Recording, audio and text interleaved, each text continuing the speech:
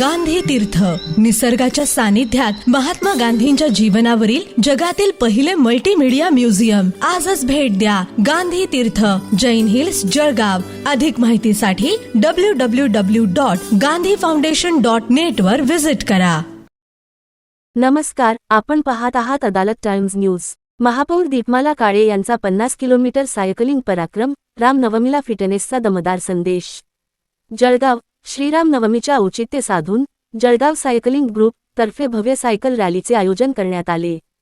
चिमुकले राम मंदिर ते खेडी आव्हाणे गाव असा 50 किलोमीटरचा प्रवास जळगाव शहर महानगरपालिकेचे महापौर दीपमाला काळे यांनी स्वतः सायकल चालवत पूर्ण करत सर्वांना प्रेरित केले.